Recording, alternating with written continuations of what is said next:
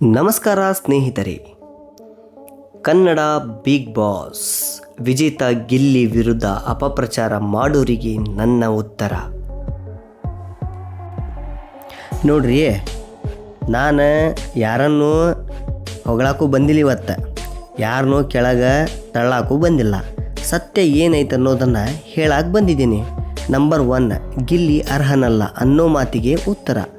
ಗಿಲ್ಲಿ ಅರ್ಹನಲ್ಲ ಅಂತ ಹೇಳೋರಿಗೆ ಒಂದು ಪ್ರಶ್ನೆ ಏನೈತಂತಂದ್ರೆ, ಬಿಗ್ ಬಾಸ್ ಮನೆಗೆ ಜನರಲ್ ನೋಟ್ಸ್ ಬರೀತಾರ, ಇಲ್ಲ ಜನರ ಓಟ್ನಿಂದ ಗೆಲ್ಲೋದನ್ನು ಹೇಳ್ರಿ.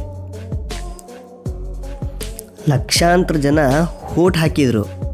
ವಾರಗಳ ಕಾಲ ಕಠಿಣ ಟಾಸ್ಕ್ಗಳ ಒಳಗೆ ನಿಂತ ಮಾನಸಿಕ ಪ್ರೆಷರ್, ಐಸೋಲೇಷನ್, ಕ್ಯಾಮ್ರಾ 24x7 ಇವೆಲ್ಲ ಫೇಕ್ ಅಂದ್ರೆ ಶೂನ್ಯ ಫೇಕ್ ಅನ್ನಬೇಕು.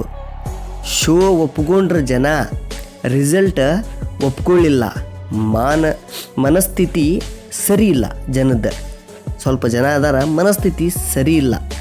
ಸ್ಕ್ರಿಪ್ಟೆಡ್ ಅನ್ನೋ ಆರೋಪ. ಸ್ಕ್ರಿಪ್ಟೆಡ್ ಅಂದ್ರೆ ಪ್ರತಿ ಹೋಟ್, ಪ್ರತಿ ಎಲಿಮಿನೇಷನ್, ಪ್ರತಿ ಫ್ಯಾನ್ ಸಪೋರ್ಟ್ ಎಲ್ಲವೂ ನಾಟಕ ಅಂದ್ರ. ಸ್ಕ್ರಿಪ್ಟೆಡ್ ಇದ್ದಿದ್ರೆ ಜನರ ಭಾವನೆ ಯಾಕೆ ಬದಲಾಗ್ತಿತ್ತು? ವಾರಗಳ ಟ್ರೆಂಡ್ ಯಾಕೆ ಬದಲಾಗ್ತಿತ್ತು ಹೇಳ್ರಿ? ವಾರದ ಟ್ರೆಂಡ್ ಯಾಕೆ ಬದಲಾಗ್ತಿತ್ತು? ಪ್ರತಿ ವಾರ ಟ್ರೆಂಡ್ ಹಂಗೆ ಬದಲಾಗ್ತಾ ಬಂತ. ಸತ್ಯ ಏನಂದ್ರೆ, ಜನ ಕನೆಕ್ಟ್ ಆದವರೇ ಗೆದ್ದಿದ್ದಾರೆ. ಗಿಲ್ಲಿ ಜನರ ಜೊತೆ ಕನೆಕ್ಟ್ ಆದ, ಅದಕ್ಕೆ ಅವನು ಗೆದ್ದ.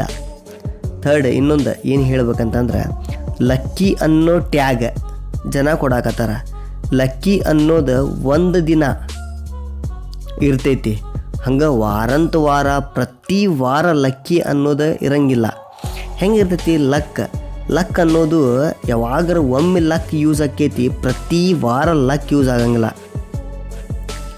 ಅಪಪ್ರಚಾರ ಮಾಡೋದು ಯಾಕೆ? ಸತ್ಯ ಹೇಳ್ತೀನಿ.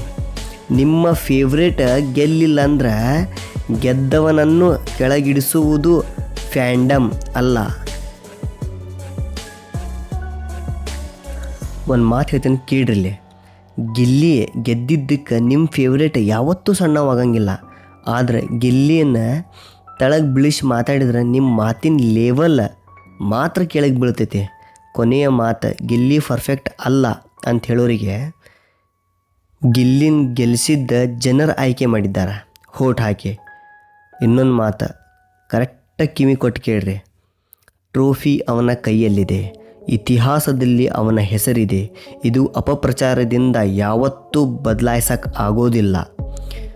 ಜನರು ವಿಜೇತನನ್ನು ಆಯ್ಕೆ ಮಾಡಿದ್ದಾರೆ, ಟ್ರೋಲ್ಗಳಲ್ಲ. ಟ್ರೋಲ್ಗಳು ಯಾವತ್ತೂ ವಿಜೇತರನ್ನು ಆಯ್ಕೆ ಮಾಡೋಕ್ಕೆ ಆಗೋದಿಲ್ಲ. ಗಿಲ್ಲಿ ಗೆದ್ದಿದ್ದಾನೆ, ಇದು ಅಭಿಪ್ರಾಯ ಅಲ್ಲ, ಇದು ಫ್ಯಾಕ್ಟ್.